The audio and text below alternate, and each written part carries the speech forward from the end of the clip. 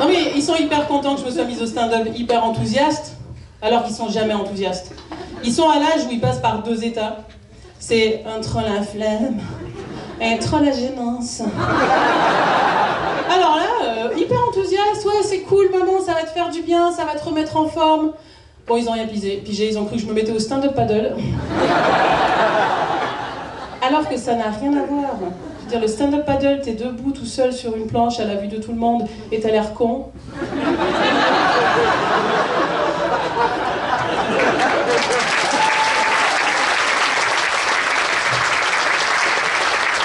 Alors quand ils ont compris ce que c'était, ah non, trop la gênance. Ah non, maman, tu vas parler de nous et tout, mais pas du tout, je vais pas parler de vous. Ma fille, hein.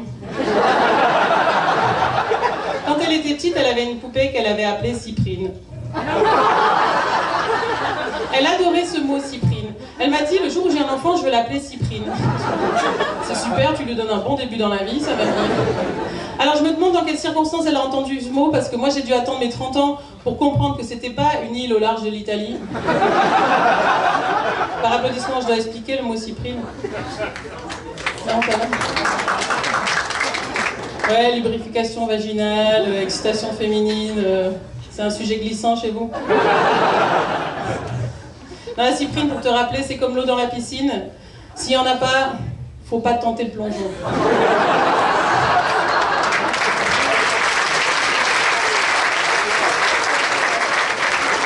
Non, mais je trouve qu'on est mal renseigné sur le vocabulaire anatomique féminin. Je veux dire, on a tous quand même en notre possession un GPS. Franchement, des fois, le clitoris, il est pas sur la barre de recherche. Hein. Clairement pas. Non, mais le clitoris, trouver le clitoris. Je veux dire, c'est facile quand même, il est toujours dans la même zone chez toutes les femmes. Entre les 2 gros orteils, si tu cherches. Non, mais on n'est pas en train de faire une chasse aux œufs de Pâques. Tu vois, il n'est pas en train de changer de buisson chaque année. On est toujours dans la même zone. Non, mais quand même. Moi, je pense que c'est de la mauvaise foi. Ça me fait penser à mon ex, ça. Alors lui, il laissait la vaisselle tout dans l'évier, sous prétexte qu'il n'avait pas trouvé l'éponge. Non, mais franchement, la mauvaise foi. Tu veux une fellation? J'ai pas trouvé ta bite.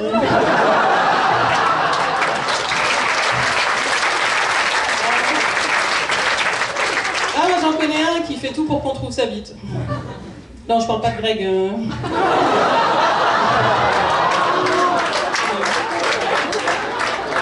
Non, je parle pas de Greg, je parle du poulpe. Vous connaissez le poulpe? Bah vous savez peut-être pas, mais vous le saurez. Il y a une espèce de poulpe, le mâle pour se reproduire, son pénis se détache et nage jusqu'à la femelle.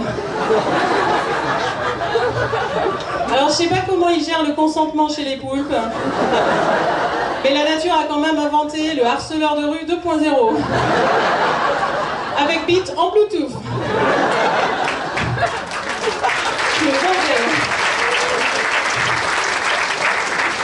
Non mais il faut être frustré pour inventer un truc pareil quand même. Elle est tranquille dans son bain avec la migraine, qu'à cela ne tienne, je lui envoie mon pénis à la nage. Non mais le bordel. T'imagines, c'était comme ça chez les humains. Tu peux plus aller à la piscine tranquille. T'es obligé d'aller dans un filet de protection avec une raquette de badminton pour les éloigner. Elle est à qui celle-là? Non et le stress pour vous les mecs. Imagine Greg. T'es tranquille au bain de thermo avec ta meuf. Tu sens monter une érection. Oh putain, elle part dans le jacuzzi. Chérie, faut la retrouver. Mais t'es marrant, il y en a plein. Fais quelque chose, ok, je vais la chercher. Mais c'est moi qui l'ai choisi cette fois. Et le poulpe, ça arrive que son pénis se détache et lui, il meurt. Et son pénis continue à nager à la recherche d'une femelle. Mais Dieu, ton mari est mort. Et son pénis continue à te poursuivre dans le lac Léman.